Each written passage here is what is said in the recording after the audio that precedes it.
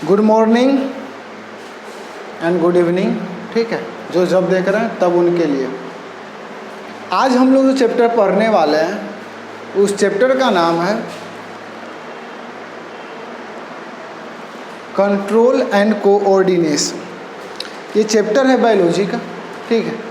तो इसके बारे में थोड़ा जान लेते हैं, इसके बाद समझने की कोशिश करेंगे। आज जिस चैप्टर पढ़ रहे हैं उसका नाम है कंट्रोल एंड कोऑर्डिनेशन। सबसे पहले ये चैप्टर है क्या, इसमें होता क्या है, ठीक है, ये सारा चीज़ इसको हम समझते हैं। अगर सिंपली बात करें तो बहुत इजी चैप्टर है, लेकिन आसानी से समझना पड़ेगा, क्योंकि जब तक आप इसको सोचिएगा नहीं तब तक हार्ड लगता है। अगर आप इस व्यू से पढ़ रहे हैं कि चलिए एग्ज़ाम में पास कर जाना है, तब तो दिक्कत है। आपको इस व्यू से पढ़ना पड़ेगा कि नहीं, कुछ सीखने को मिल रहा है, तब आपके लिए बेनिफिशियल होगा। हालांकि ये तो सभी के लिए इम्पोर्टेंट है।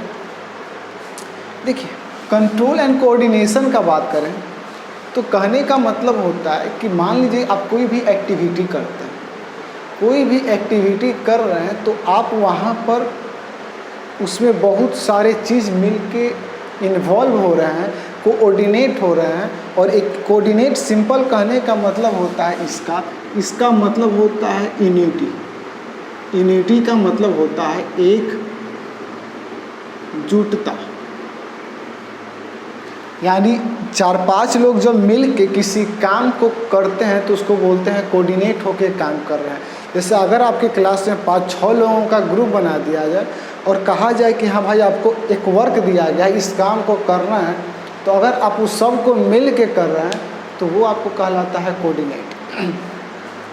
तो बस उसी तरह से होता है कि जैसे अगर हम पढ़ाई कर रहे हैं, मान लीजिए हम अगर बोल रहे हैं, ठीक है, या हम पढ़ाई कर रहे हैं, तो पढ़ाई कर रहे हैं तो वहाँ पर कोई एक चीज़ काम नहीं कर रहा है, वहाँ पर 3 से 4, 5, 6 चीज़। जैसे अगर हम सिंपली बात करें तो आपका माइंड काम कर रहा है, आँख काम कर रहा है, उसके साथ शरीर काम कर रहा है, ठीक है। तो बहुत सारे चीज़ मिलकर वहाँ पर उस एक्टिविटी को कर रहे हैं, सब कोऑर्डिनेट हो रहे हैं, ठीक है, और उस चीज़ को कंट्रोल कर रहे हैं।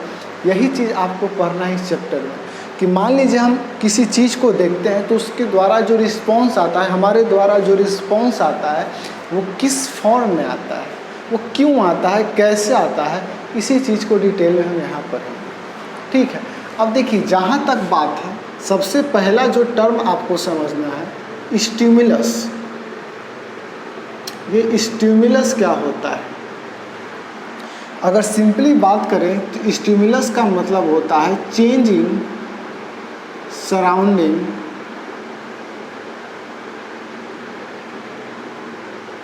On which plant and animals react are called stimulus। यानी कि कहने का मतलब है कि change in surrounding on which plant and animals react are called stimulus. इसका मतलब हो रहा है कि मान लीजिए कोई भी सराउंडिंग में जब चेंज हो रहा है, जैसे अगर मान लेते हैं कि नॉर्मल है, ठीक है, अगर आपको कोई कलम से भोंक दिया, ठीक है, भोंक दिया का मतलब गिरा दिया, ठीक है, तो अब क्या होगा, उसमें आप सराउंडिंग में चेंज हो गया, जो नॉर्मल था उससे थोड़ा सा चेंज हो गया, तो आप जो होगा उसका कुछ रिस्पॉन्स दीजिएगा। उसमें क्या होता है कि आपका कौन कौन सा ऑर्गन काम कर रहा है इस पर डिपेंड नहीं है। स्टिमुलस का मतलब होता है कि जो नॉर्मल सराउंडिंग था, जो सराउंडिंग नॉर्मल था, नॉर्मल सराउंडिंग से मतलब वातावरण से जब ये सराउंडिंग में चेंज हो जाएगा, सराउंडिंग में जो चेंज होगा, ऐसे अगर हम बात करें कि अगर अभी ठंडा था और सडनली धूपा कर दिया तो गर्मी आ गया, यानी समर आ गया, तो अब क्या होगा, आप में थोड़ा सा चेंज आ जाए आपका बिहेवियर में। जैसे गर्मी में हमको लगता है कि ओहो गर्मी लग रहा है, तो मतलब ऐसा कपड़ा पहनना है कि जिससे गर्मी ना लगे, पंखा चलना चाहिए, लेकिन ठंडा में कभी कपड़ा पहनिएगा नहीं, आपको उसके अनुसार चेंज करना पड़ेगा। तो ये सब चीज़ जो होता है, तो चेंज इन जो सराउंडिंग होता है, चेंज इन सराउंडिंग जो होता है उसी को हम लोग बोलते हैं स्टिमुलस। अब देखिए होता क्या है, हम लोग पहला चैप्टर लाइफ प्रोसेस जो पढ़ा है उसमें प्लांट एनिमल सब डाइजेस्ट करते हैं, सब खाना खाते हैं, सब न्यूट्रिशन लेते हैं, वो सब डिपेंड करता है। उसी तरह जब ये होगा कंट्रोल एंड कोऑर्डिनेशन जो होगा ये भी प्लांट में होगा और एनिमल दोनों में होगा। प्लांट और एनिमल बोथ दोनों में कंट्रोल एंड कोऑर्डिनेशन होगा। लेकिन जो सबसे पहले हम पढ़ेंगे किस तरह से होता है, किसी में कुछ होता है किसी में कुछ होता है, इसे प्लांट मूव चल तो नहीं सकता लेकिन मूवमेंट होगा, तो उसमें जो रिएक्शन दिखेगा, रिस्पॉन्स दिखेगा किसी भी चीज़ का, जैसे चेंज इन सराउंडिंग जब हुआ, स्टिमुलस में जब चेंज हुआ है, तो जैसे अगर ठंडा आया, ठंडा चल रहा है ठीक है, गर्मी आया तो उसमें क्या होगा, जैसे अगर पेड़ का बात करें तो पतझड़ का जब मौसम आता है तो सारे पत्ते गिर जाते हैं, तो एक रिस्पॉन्स है, ठीक है, कि जैसी सराउंडिंग वैसा है उसके अनुसार रिस्पॉन्स दिखा दिया। तो प्लांट जो होगा और एनिमल जो होगा वो अपना रिस्पॉन्स अपने अनुसार देता है, दोनों का रिस्पॉन्स सेम नहीं होता है, वो उनके अनुसार रिस्पॉन्स होता है। तो सबसे पहले हम आज पढ़ेंगे प्लांट में कि प्लांट का जो रिस्पॉन्स है वो किस तरह से, ठीक है। तो सबसे पहले प्लांट का रिस्पॉन्स पढ़ लेते हैं। आज प्लांट को ख़त्म करेंगे, कल एनिमल को ख़त्म करेंगे और धीरे धीरे सारे चीज़ को पढ़ लेंगे। आपको ये पोर्शन बहुत सिंपल है, ठीक है। अब देखिए प्लांट का जब बात करें तो प्लांट में जो मूवमेंट होता है यानी जो रिस्पॉन्स होता है, मूवमेंट होता है, वो दो तरह से नज़र आता है, ठीक है। जो मूवमेंट होगा प्लांट में वो दो तरह से नज़र आएगा। एक को बोलते हैं ट्रॉपिज और एक को बोलते हैं स्टिमुलस, नास्टिक मूवमेंट।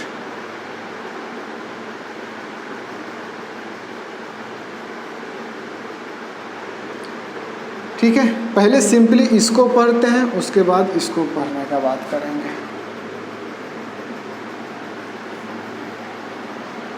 पहला number tropic movement.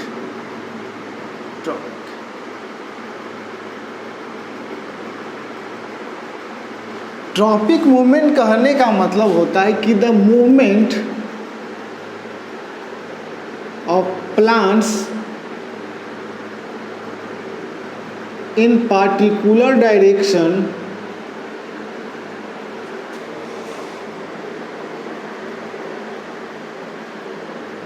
according to the stimulus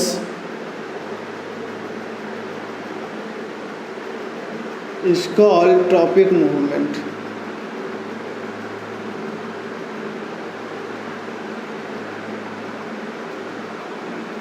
यानी कि ट्रॉपिक मूवमेंट कहने का मतलब हो गया कि जो स्टिमुलस में जो चेंज आया है तो उसका जो रिस्पॉन्स देगा वो एक मूवमेंट के रूप में देगा, और वो जो मूवमेंट होगा, जो सराउंडिंग, हम 5-6 तरह का सराउंडिंग का बात करेंगे, उसके अनुसार जो रिस्पॉन्स दे रहा है वो फिक्स होगा, यानी एक पर्टिकुलर डायरेक्शन में ही वो रिस्पॉन्स देगा। तो उसी चीज़ को हम लोग बोलते हैं ट्रॉपिक मूवमेंट। जब आप डिटेल में इस टॉपिक को पढ़ लीजिएगा तो आप बहुत बढ़िया से समझ लीजिएगा, इसमें कोई दिक्कत नहीं है। अब जो ट्रॉपिक मूवमेंट होता है, बस इसमें याद रखिएगा, जो पार्टिकुलर डायरेक्शन में इसका जो मूवमेंट है वो शो होता है, ठीक है। ट्रॉपिक मूवमेंट का बात करें तो इसमें जो सबसे पहला टाइप है वो है आपका फोटोट्रॉपिक मूवमेंट या फोटोट्रॉपिज्म। फोटोट्रॉपिज्म क्या होता है कि फोटो का मतलब होता है लाइट, फोटो का मतलब लाइट, ट्रॉपिज्म का मतलब होता है एक खास डायरेक्शन में। तो ट्रॉपिज्म का मूवमेंट हो गया यानी मूवमेंट इन पार्टिकुलर डायरेक्शन।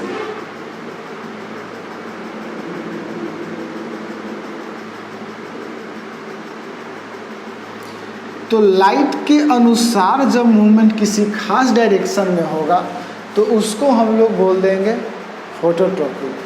और लाइट मिलेगा कहाँ से?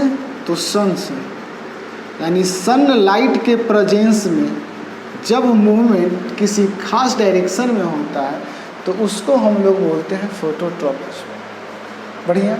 अब क्या होगा, देखिए बात को समझिएगा।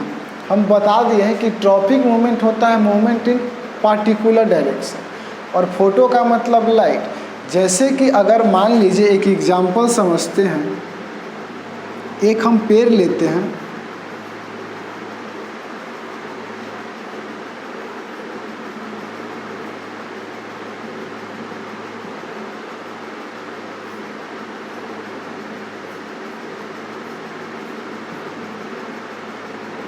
ठीक है। ये पेड़ जो है ये ओपन एरिया में है, यानी बाहर खुले में है, इसको सनलाइट इक्वली मिल रहा है हर जगह, ठीक है। तो अब लेकिन एक दूसरा पेड़ या इसी पेड़ को क्या कीजिए, आप एक रूम में जहाँ पर खिड़की हो, या मान लीजिए ये विंडो है आपका, और इस विंडो से तुम्हारा सनलाइट आता हो, यानी इस विंडो से क्या आ रहा है आपका? सनलाइट आ रहा है इस विंडो से, और ऊपर छत। अब क्या होगा, जब इस प्लांट को यहाँ पर रखा जाएगा तो ये जो प्लांट होगा, मान लीजिए सिंपली प्लांट है, तो ये प्लांट जो होगा इस तरह से 3 से 4 दिन के बाद, ठीक है, ये प्लांट जो होगा इस तरह से झुक जाएगा, यानी जिधर इसको सनलाइट मिलेगा उसी तरफ झुक जाएगा। तो फोटोट्रॉपी में देख रहे हैं आप, सनलाइट के मिला, यहाँ सनलाइट है तो पेड़ सीधा बढ़ रहा था, लेकिन जैसे ही इसको सनलाइट मिला ये पेड़ ऐसे ना हो कि यहाँ से इस तरह मुड़ गया। इसी को बोलते हैं phototropic movement in particular direction, यानी लाइट के हिसाब से अपने डायरेक्शन को दिखाता है, उसी को क्या बोलते हैं? फोटोट्रॉपी। जो पेड़ था वो सीधा था, लेकिन जैसे ही फोटोट्रॉपिक हुआ वो पेड़ इस तरह से मुड़ गया, इसको बोलते हैं फोटोट्रॉपिक।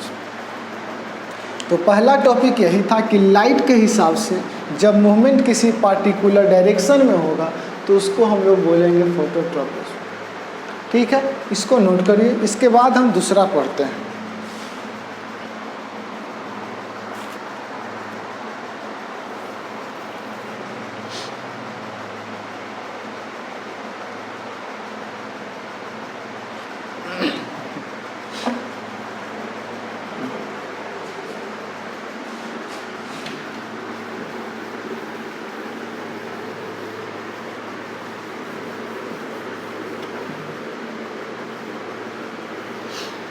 अब थोड़ा इस चीज़ को हम डिटेल में समझ लेते हैं तो ज़्यादा अच्छा रहेगा। देखिए, अब ऐसा होता क्यों है कि इस तरफ क्यों मूव करता है? देखिए, एक हार्मोन होता है। ये हार्मोन क्या होता है, किस तरह से काम करता है, ये चीज़ हम बाद में समझेंगे। पहले ये देख लेते हैं कि हार्मोन होता है। एक हार्मोन होता है प्लांट में, जिसका नाम है ऑक्सिन, और ये हेल्प करता है ग्रोथ में, प्लांट ग्रोथ में ये मदद करता है। लेकिन इसका एक और आदत है कि जहाँ पर जैसे अगर सनलाइट है और एक जगह शैडो है, तो ये ज़्यादा इस जगह को प्रेफर करता है, यानी छाया में ज़्यादा ये रहना पसंद करता है। और जहाँ पर ऑक्सीजन होगा वहीं पर ग्रोथ ज़्यादा होगा। तो अब क्या होगा कि जो प्लांट था यहाँ पर जो प्लांट था उसको सारे जगह ऑक्सीजन प्रेजेंट था, ये ग्रोथ इक्वली हो रहा था। लेकिन अब क्या होगा, जैसे ही प्लांट इस सेकेंड कंडीशन में यहाँ आया है, तो मान लीजिए सनलाइट इधर से आ रहा है, सनलाइट इधर से आ रहा है, ठीक है, और ये हो गया आपका प्लांट, ठीक। तो अब क्या होगा, यहाँ पर जो ऑक्सीन हार्मोन होगा इसका, यहाँ पर जो ऑक्सीन हार्मोन होगा, ठीक है, ये सब मूव कर जाएगा इस तरफ, क्योंकि जो सनलाइट आ रहा है तो सनलाइट इसको इसी साइड पड़ेगा, इस साइड तो सनलाइट नहीं पड़ेगा। तो ये जो पोर्शन होगा, इस पोर्शन में जो ये ऑक्सीन होगा, ये ऑक्सीन हार्मोन जो होगा, वो क्या होगा, मूव कर जाएगा। ठीक है, ये ऑक्सीन हार्मोन जो सनलाइट वाले एरिया में था, क्योंकि इसको शैडो परसेंट है, तो सनलाइट से किधर भाग जाएगा, शैडो की तरफ भाग जाएगा। ठीक है, और जैसे ही शैडो की तरफ भागा तो इसका जो ग्रोथ होगा इस तरफ ज़्यादा होगा, इस तरफ कम होगा।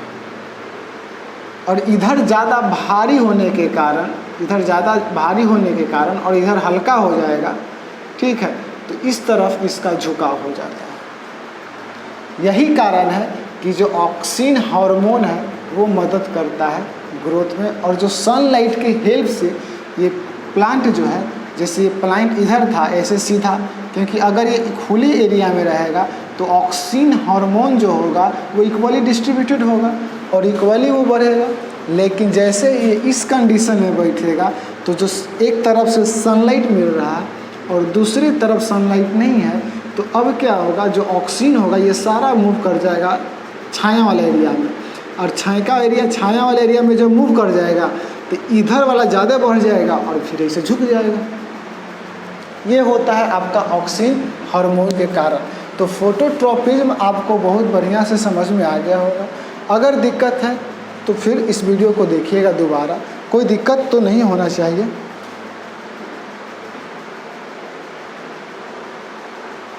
इसके बाद हम दूसरे टॉपिक पर बात करते हैं फोटोट्रॉपिज्म के बाद, वो है आपका जियोट्रॉपिज्म।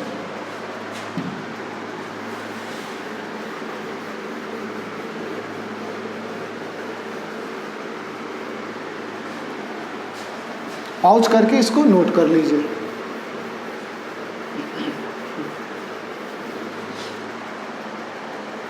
जो सेकेंड टॉपिक है वो है जियोट्रॉपिज्म।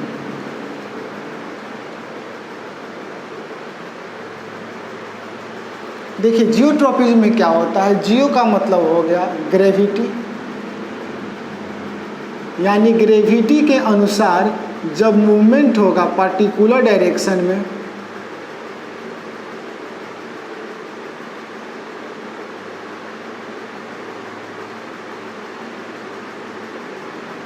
तो वो कहलाता है जियोट्रॉपिज्म। एग्जाम्पल से समझते हैं तो समझ में आ जाएगा। ठीक है, अगर हम बात करें, ये एक हो गया प्लांट। ठीक है, तो ग्रेविटी जो लगता है, ग्रेविटी जो फोर्स लगेगा वो नीचे की तरफ भाग लगेगा ग्रेविटी। तो इसका जो जड़ होगा वो भी नीचे की, सारे प्लांट के जड़ किधर भागते हैं, नीचे की तरफ बढ़ते हैं। ठीक है, और वही जो ये शूट होता है यानी रूट जो होगा वो नीचे की तरफ ग्रो करेगा और जो शूट होगा वो ऊपर की तरफ ग्रो करेगा।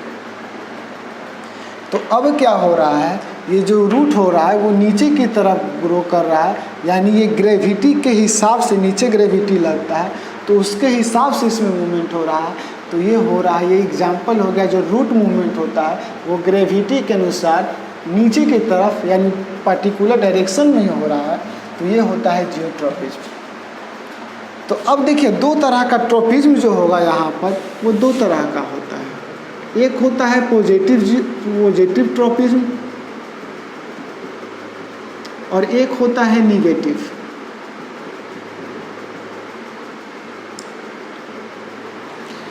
पॉजिटिव ट्रॉपिज्म कहने का मतलब होता है कि जैसे अगर आपको कह दिया गया पढ़ने को, तो अगर आप पढ़ रहे हैं तो पॉजिटिविटी काम कर रहे हैं, लेकिन अगर कह दिए कि नहीं पढ़ रहे हैं तैयो एकदम पढ़ रहे हैं तो वो निगेटिव है। यानी जो आपके जो कह दिया वो कर अगेंस्ट काम करना है तो निगेटिव, हम जो कह दिए एकदम वैसने काम कर रहे हैं तो पॉजिटिव। यानी आपको जो ऑर्डर दिया गया है उसके अनुसार काम कर रहे हैं पॉजिटिव, उसके अगेंस्ट काम कर रहे हैं निगेटिव। तो बस वही चीज़ होता है। और ये ग्रेविटी नीचे लगता है तो उसके अनुसार रूट का मूवमेंट हो रहा है, तो ग्रेविटी जो रूट जो होता है वो दिखाता है पॉजिटिव जियोट्रॉपिज्म। लेकिन वही बात करें शूट का या ऊपर वाला भाग का, तो ग्रेविटी के अगेंस्ट, क्योंकि ग्रेविटी लगता नीचे है, शूट भागता ऊपर है, तो ये दिखाता है आपको नेगेटिव जियोट्रॉपिज्म, क्योंकि ये नेगेटिव उल्टा काम कर रहा है जियोट्रॉपिज्म का, ग्रेविटी के उल्टा काम कर रहा है, तो ये होता है। तो मूवमेंट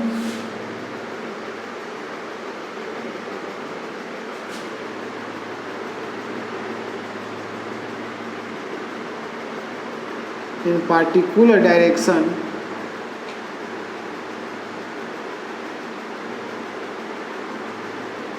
वो होता है जियोट्रॉपिज्म। इतना चीज़ समझ में आ गया होगा आपको। इसके बाद तीसरा टॉपिक देखते हैं, वो है हाइड्रोट्रॉपिज्म।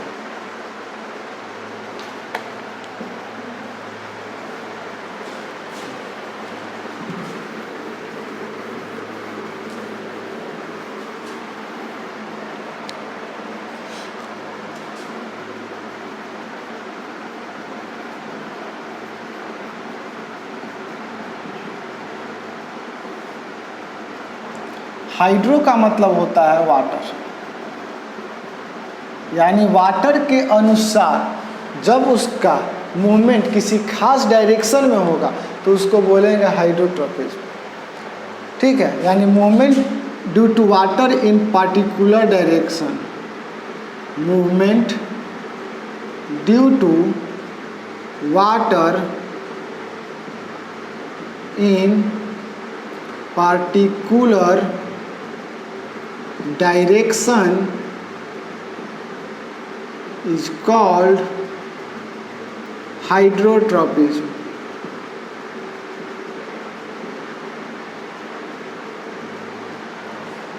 एग्जाम्पल से समझते हैं। एक प्लांट लीजिए, इसका ये रूट हो गया, यहाँ पर वाटर का कमी है। अब इसी एरिया में क्या कीजिए कि एक घड़ा ले लीजिए, इसमें हो गया वाटर, या इसमें हम डाल देते हैं ब्लू रंग के पानी, ये हो गया वाटर। अब क्या होगा, इस प्लांट का जो रूट होगा जो नीचे की तरफ भाग रहा था, वो इस एरिया में पानी नहीं मिल रहा है, तो सबसे पहले पानी प्राप्त करने के लिए जो रूट होगा इस तरफ से मूव कर जाएगा, यानी वो रूट वाटर की तरफ जो रूट होगा ये मूव करेगा, इस तरफ जाके इस तरफ मुड़ जाएगा रूट।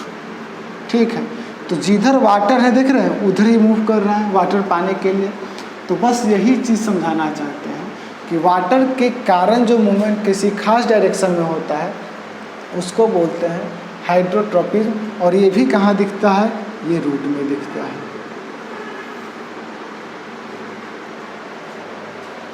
ठीक है, इतना समझ में आ गया होगा।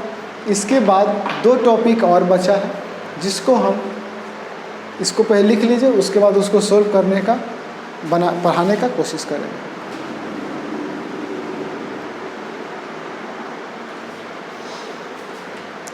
आज के लिए इतना ही रखते हैं। ठीक है, कल इसके बाद इसके दो टॉपिक है, कल प्लांट को ख़त्म कर लिया जाएगा। अगर इसमें कहीं दिक्कत है तो बता दीजिएगा, कमेंट में लिख दीजिएगा। हालांकि ये टॉपिक बहुत ईजी है, अभी तक हम जो पढ़े हैं उसका एक समरी कर देते हैं। ठीक है, स्टिमुलस का मतलब होता है चेंज इन सराउंडिंग, जो सराउंडिंग में जो चेंज हो रहा है उसी को स्टिमुलस बोलते हैं। ठीक है, उसमें जो पहला ट्रॉपिज्म मूवमेंट होता है, ट्रॉपिज्म मूवमेंट जो होता है प्लांट में वो किसी पार्टिकुलर डायरेक्शन में होगा, किसी पार्टिकुलर डायरेक्शन में होगा। इसमें पहला टाइप जो हम लोग पढ़े थे वो था फोटोट्रॉपिज्म। फोटोट्रॉपिज्म जो लाइट के अनुसार आपको चेंज होता है डायरेक्शन। दूसरा जो आप पढ़े थे वो पढ़े थे हम लोग जियोट्रॉपिज्म। जियोट्रॉपिज्म जो होगा वो किसके अनुसार होगा, ग्रेविटी के अनुसार चेंज होता है। और जो तीसरा था वो था हाइड्रोट्रॉपिज्म। हाइड्रोट्रॉपिज्म किसके अनुसार होता है, वो होता है वाटर के अनुसार। यानी इतना हम लोग अभी पढ़ चुके हैं। इसके बाद नेक्स्ट वीडियो में इसको देखा जाएगा। तो फोटोट्रॉपिज्म, जियोट्रॉपिज्म और हाइड्रोट्रॉपिज्म हम लोगों को पढ़ लिया। ठीक है, एक बात याद रखिए कि आपको पढ़ना तो पड़ेगा, कोई दूसरा उपाय नहीं है। सिंपल है, अगर आप इसको बार बार रिवाइज करिएगा, क्योंकि अगर आपको सक्सेस पाना है तो रिवाइज करना पड़ेगा। अब सोचिएगा कि एक ही दिन बैठ के एकदम गर्दा मचा कर रट लें तो भैया वैसे तो नहीं होने वाला है। पढ़े लगी मेहनत करे पड़ता है, बिना मेहनत के कुछ मिलवे नहीं करता। तो लगिए 1-2 दिन, 3 दिन, 4 दिन, 5 दिन दिक्कत होगा, लेकिन बढ़िया हो जाएगा। अच्छा टॉपिक है, बायोलॉजी बहुत ईजी सब्जेक्ट है, खास करके 10 क्लास का। नहीं में थोड़ा तो रटने वाला, ये समझने वाला सारे टॉपिक है। तो इसको हम धीरे धीरे कंप्लीट करेंगे। आज के बाद रोज़ कंटिन्यू वीडियो आएगा, बीच में कुछ कारण से नहीं आ रहे थे। ठीक है, तो देखते रहिए। चलिए, जय हिंद, जय भारत।